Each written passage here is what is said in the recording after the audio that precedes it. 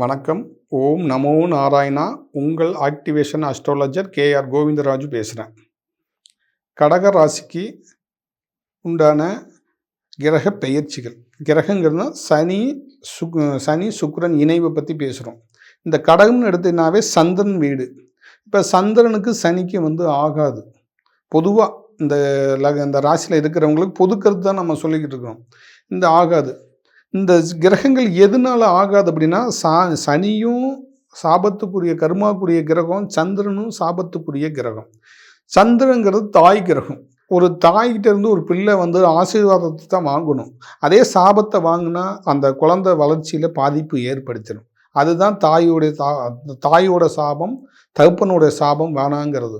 இப்போ நம்ம ஒரு கனெக்ட் பண்ணுறோம்ல, சூரியன் சந்திரன் இணைவுன்னு சொன்னால், சூரியன்கிறது எது? அப்பா, சந்திரங்கிறது தாய். அப்போ தாய் தகப்பனுடைய சாபம் வரக்கூடாது. அப்போ இங்கே நான் சொல்கிறேன், இப்போ சந்திரன் சனி சுக்கிரன் இதெல்லாம் சொல்லிக்கிட்டு இருக்குல்ல, இணைவு பற்றி சொல்கிறேன் இல்லைங்களா? இப்போ இந்த சுக்கிரனோட சுக்கிரனோட சந்திரன் இணையலாம். ஏன்னா பணம் கொடுக்கக்கூடிய கிரகம். அதே மாதிரி சனி இணைஞ்ச சனிக்கும் சந்திரனுக்கும் ஆகாது. இப்போ ஆகாத காரணம், ரெண்டு கிரகமே சாபத்துக்குரிய கிரகங்கள். நீங்கள் ஜாதகத்திலையும் எடுத்துக்கங்க, பொதுவாக ஜென்ரலாகவே எடுத்துக்கங்க. சாபம் கொடுக்கக்கூடிய கிரகங்கள் எது அப்படின்னு சொன்னால், சூரியன் சந்திரன் சனி. இந்த மூன்று கிரகமே சாபத்தை கொடுக்கக்கூடிய கிரகம். சாபம் எப்படி வருது அப்படின்னா, தாத்தா பாட்டி தாய் தகப்பன் வழி தான் சாபம் வருது. ஒரு பிள்ளையை நல்லபடியாக வளர்க்குறதுக்கு அப்பா அம்மா தாத்தா பாட்டி எந்த மாதிரி அவங்க வாசகத்தை உருவாக்குறாங்களோ அதே வாசகத்து மூலயமா தான் சாபமும் வாங்கி வருது. அப்போ எந்த அளவுக்கு ஆசீர்வாதத்தோடு அந்த குழந்தை வருதோ அந்த அளவுக்கு பாவமும் வருது.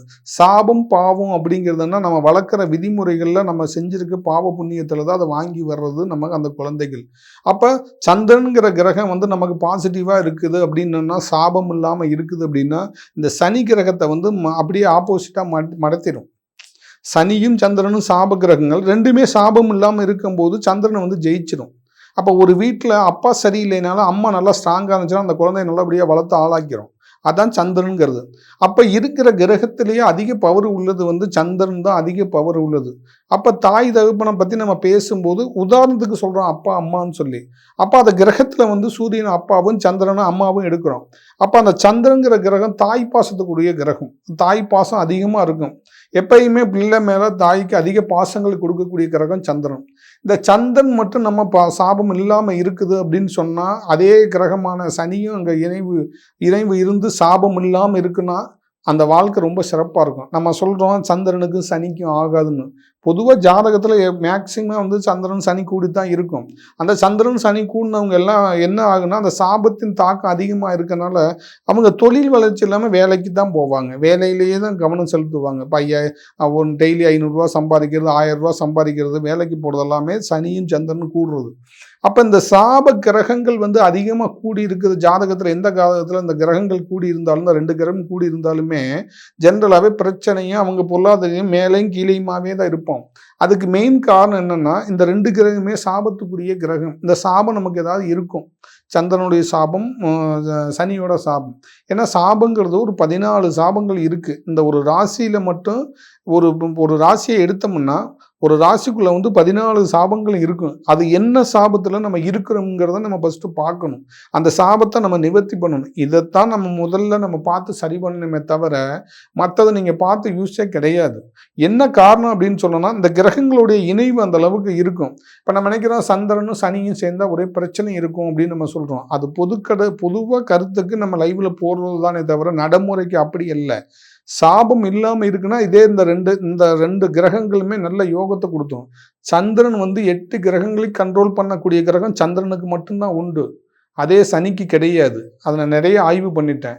ஆனால் நம்ம சொல்லும்போது அதை சொல்கிறாங்க. அப்படி இல்லை, அது ஜாதக ரீதியாக அதை சரி பண்ணிக்கணும். இப்போ அந்த கிரகம் கெட்டு போயிடுச்சு அப்படிங்கிறத காட்டிலையும், கெட்டு போனால் நம்ம ஜாதகம் பார்க்குறது எதுக்காக பார்க்கணும்? கிரகம் கெட்டு போயிடுச்சு சார், இதை எப்படி சரி பண்ண முடியுது, சரி பண்ணால் எப்படி வாழ்க்கையில் முன்னுக்கு வர முடியுங்கிறதுக்காக தான் நம்ம ஜாதகம் பார்க்குறோம். உங்களுக்கு ஒன்றுமே பண்ண முடியாது, இது கெட்டு போனது தான், எதுவுமே நடக்காது அப்படின்னு சொல்கிறதுக்கு ஜாதகம் பார்க்க வேண்டியதே இல்லை. அதை அவங்க அனுபவிச்சே ஆகணும். கர்மா வினையை நம்ம அனுபவிச்சே ஆகணும்னு சொல்றது நம்ம வார்த்தையில சொல்றது. கர்மாவிலேருந்து வெளியில வர்றதுக்கு தான் ஜாதகம் பார்க்கறது. அப்ப கர்மாவிலேருந்து நம்ம வெளியில வரணும். அந்த சாபத்திலேருந்து வெளியில வர்றதுக்காகத்தான் நம்ம அந்த ஜாதகத்தை கொடுத்து அந்த சாப நிவர்த்தி பண்றது. இப்போ அப்பாவுக்கும் அம்மாவுக்கும் சண்டை பிரிஞ்சு போறதுக்கு காரணம் என்ன? அந்த சாபத்தினால தான் போறது. எந்நேரமும் குடும்பத்தில் சண்டை சச்சரவா இருக்கனால இந்த சாபத்தினால தான் வர்றது. ஏன்னா சனிக்கும் சந்திரனுக்கும் ஆகாது இல்லை. அப்போ இது பொதுப்படையானதை வச்சே நம்ம என்ன நினச்சிக்கணும், வீட்டுக்குள்ளே சண்டை வந்தால் இதனால தான் நினைக்கிறோம். அப்படி அல்ல. இது கிரகங்கள். இந்த கிரகங்கள் பலவீனமாக இருக்கும்போது நம்ம தாய் தகப்பன் செஞ்சு வச்சிருக்கக்கூடிய முன் ஜென்ம பின் ஜென்ம கருமாவின் தொடர்ச்சியாக நம்ம ராசியில் இந்த கிரகங்கள் நம்ம ஜாதகத்தில் இணைவாக இருக்கும். அதை நம்ம சரி பண்ணிக்கணும். நமக்கு எப்பயுமே சாபம் நிறைஞ்ச வீட்டில் பிரச்சனைகள் தொடர்ந்து இருந்துக்கிட்டே இருக்கும், கடன் தொல்லை இருந்துக்கிட்டே இருக்கும், வருமானம் வராமல் இருக்கும். கிரக இணைவுகளில் இப்போ அங்கே சுக்கிரன் சேர்ந்துருக்குன்னு வச்சுக்கோங்க. இப்போ நான் சனியும் சுக்கிரன் சந்திரனோட சேருதுன்னு வச்சுக்கோங்க. அங்கே பணம் வந்துக்கிட்டே இருக்கும். ஏதோ ஒரு விதத்தில் பணம் வரும், ஆனால் குடும்பம் பிரிஞ்சு இருக்கிற மாதிரியே இருக்கும்.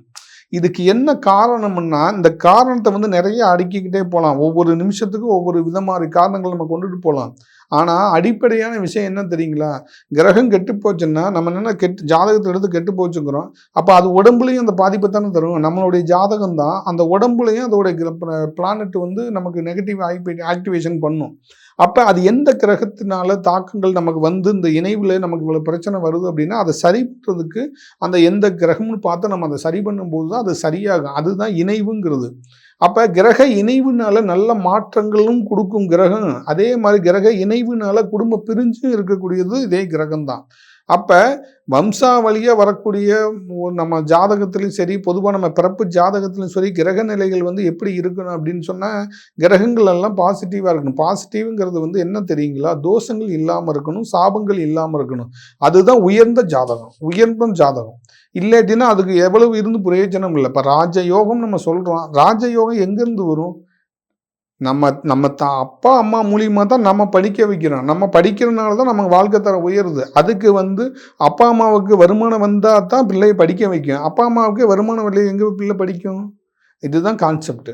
அப்போ இது எதனால இந்த மாதிரி இருக்குது? ஒவ்வொரு குடும்பத்துலேயும் சரி, ஒவ்வொரு ஜாதகத்துலேயும் சரி, நம்ம என்ன பார்க்கணும்? எதுவானா ஜாதகம் நம்ம பார்த்துட்டோம், தசைகள் சொல்லிட்டாங்க, நம்ம ராசி பலன் சொல்லிட்டாங்க, நடக்கிறது இல்லை.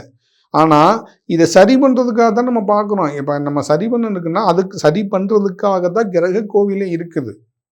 இப்போ நம்ம ஜாதகம் பார்த்து 9 கிரகங்களில் எந்த கிரகம் கெட்டு போச்சோ அந்த கிரகத்தை சரி பண்ணுறது எப்படி, அது சரியான மருந்து எப்படி கொடுக்க முடியுங்கிறதுக்காகத்தான் நார்மலாக நவகிரக கோயிலுக்கு போயிட்டு வந்தாவே இந்த சனியும் சுக்கிரனும் இருக்காங்க.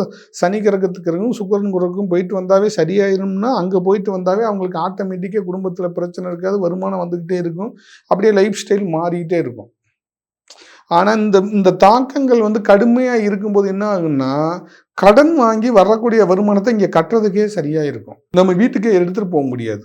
நம்ம வருமானம் வர்றதுன்னு சரி, கடனை கட்டுறதுக்கு ரெண்டுக்குமே சரியாக இருக்கும். ஆனால் பார்க்கறதுக்கு பெருசாக தெரியும், நமக்கு வருமானம் வர்ற மாதிரி தான் தெரியும். ஆனால் நமக்கு கடனுக்கே சரியாக போயிடும். ஏன்னா இந்த சாபம் இருக்கிற கிரகம் கடனை உருவாக்கிக்கிட்டே இருக்கும். இங்கிட்டு இந்த பக்கம் வாங்கினா இங்கிட்டு கொடுக்கணும், வாங்கி நம்ம பாக்கெட்டில் கூட வச்சிருக்க முடியாது. இதுதான் அந்த கிரக இணைவோடு சந்திப்பு. அப்போ வேகமாக நம்ம கடனை அடைக்கலான்னு நினைப்போம், வேகமாக கடனை உருவாக்கிடும். இந்த சனியும் சந்திரனும் கூடிச்சுன்னா சீக்கிரம் கடனை வாங்கிடுவோம், சீக்கிரம் கடனை வாங்கிட்டு கட்ட முடியாமல் தவிப்போம். இதெல்லாம் இந்த கிரகத்தினால வர்றது. கடன் வாங்க வைக்கக்கூடியதே சாபம் தான். ஒரு சாபம் அதிகமாக இருந்துச்சுன்னா கடன் நம்ம வாங்கிக்கிட்டே இருந்தால் கடனை அடைக்கவே முடியாது, தொடர்ந்து இருந்துக்கிட்டே இருக்கும் கடன். அதுக்காகத்தான் நம்ம என்ன பண்ணோம்னா அந்த கடனை அடைக்கிறது எப்படி, ஜாதகத்தில் அந்த கடன் இருந்துச்சுன்னா அந்த கடனை அடைக்கிறதுக்கு எந்த மாதிரி நேரத்தில் அடைக்கணும், எந்த கிரகத்தினால நமக்கு அந்த கடன் தீரும் அப்படிங்கிறதெல்லாம் நம்ம பார்க்கணும். அப்படி பார்க்கும்போது தான் அந்த இணைவுனால நமக்கு ஒரு நற்பலனே கிடைக்கும். இப்போ நம்ம இங்கே இருக்கிறோம், நமக்கு ஏதாவது உதவி வேணும்னா யார்கிட்ட சொன்னால் தான் நமக்கு கிடைக்கும், நம்ம சொல்லலைன்னா கிடைக்காதல்ல. அதுதான் இந்த நட்பு கிரகங்கிறது. இப்போ ஒவ்வொரு ராசிக்கும் ஒரு நட்பு இருக்கும், ஒவ்வொரு கிரகத்துக்கும் ஒரு நட்பு இருக்கும். இப்படி ஒவ்வொரு கிரகங்கள் நட்பு இருக்கிற மாதிரி தான் ஒவ்வொரு இப்போ இதுக்கே குருவும் சந்திரனும் சேர்ந்தா அது ஒரு நட்பு. அப்போ குருச்சந்திர யோகம் உருவாகுது. இப்படி நிறைய நமக்கு ஜாதகத்தில் நிறைய அலசி ஆராய் பார்க்க வேண்டியது இருக்குது. கிரகங்களுடைய யோக பலன்கள் இருக்கும். அந்த யோக பலன்கள் நமக்கு வேலை செய்யாமல் இருக்கிறதுக்கு நான் சொன்ன மாதிரி இந்த சாபங்கள் தொடர்ச்சியாக இருக்கும். இதுதான் இந்த யோகத்துடைய வேலைப்பாடுகள், இந்த கிரகங்களுடைய நிலைப்பாடுகள். இது யாருக்கும் தெரியறதில்லை. நம்ம என்ன நினைக்கிறோம், பார்க்குறோம் நாளைக்கு கோடீஸ்வரன் ஆயிரும். இன்னைக்கு நம்ம பரிகாரம் பண்ணால் நாளைக்கு கோடீஸ்வரன் ஆயிருமா அப்படிங்கிறது தான் கான்செப்ட் போகுது. அப்படி போகவே கூடாது. ஒரு ஒரு பரிகாரம் பண்ணி அதை சரியாயிடுச்சா, சரி பண்ணியா, காமிச்சாச்சா அப்படின்னு சொன்னால் அதை ரெமெடி ஆக்டிவேட் பண்ணணும். அப்படி பண்ணும்போது தான் அது தெரியும். இப்போ இதே அதுவும் இல்லாமல் இன்னொன்று என்னென்னா, ஜாதகத்திலேயே வந்து சில குழப்பங்கள் இருக்குது. பிறந்த நேரம் மாறும்போது, ராசி மாறும்போது, நட்சத்திரம் மாறும்போது, லக்னம் மாறும்போது பொதுப்படையான சொல்கிற கருத்துக்களை வச்சுக்கிட்டு நமக்கு இந்த திசையில் நடந்துருங்கிறது வந்து நடக்கிறது இல்லை. பொதுவாக நமக்கு ஒரு காரியம் நடக்கணும், நம்ம நினச்சது நடக்கணும் அப்படின்னாவே பொதுவாக நம்ம ஜாதகத்தில் வந்து கிரக நிலைகள்லாம் பாசிட்டிவாக இருக்குதாங்கிறத நம்ம பார்த்துக்கணும். அப்படி இருந்தாவே போதும். அது என்ன கிரக தசை, எந்த கிரகங்களுடைய தசை வந்தாலும் புத்தி வந்தாலும் நமக்கு சக்ஸஸை கொடுத்துரும். அதை வந்து நீங்கள் இதை வந்து தெரிஞ்சுக்கிட்டீங்கன்னா போதும். இப்போ நம்ம தொடர்ந்து என்னுடைய லைவ் பார்க்குற நேயர்களுக்கு பிடிச்சிருந்தா லைக் பண்ணுங்கள், ஷேர் பண்ணுங்கள். இதே மாதிரி உங்களுக்கு சப்போஸ் உங்களுக்கு நம்ம ஜாதகம் பார்த்து நம்ம ஜாதகத்தில் அந்த சாபங்கள் நிவர்த்தி பண்ணுறதா, இல்லை கிரகங்களுடைய தடைகள் இருக்குதான்னு தெரிஞ்சுக்கணும், இல்லை எனக்கு பார்க்கணும் அப்படின்னு சொன்னீங்கன்னா, என்னுடைய நேரடியாக அப்பாயின்மெண்ட் இருக்குது. திரும்ப 2வது கீழே இருக்க நம்பர்லேயும் கூப்பிட்டு நீங்கள் ஒரு நாளைக்கு முன்னாடியே நீங்கள் அப்பாயின்மெண்ட் வாங்கிட்டு தான் நீங்கள் வந்து பார்க்கணும். அப்படி தேவைப்பட்டவங்க மட்டும் இந்த நம்பருக்கு அப்பாயின்மெண்ட்டுக்கு வாங்கிக்கலாம், நேரடியாக வந்து பார்க்கலாம். அதே மாதிரி அடுத்த வீடியோவில் சந்திப்போம். நன்றி நேயர்களே, வணக்கம்.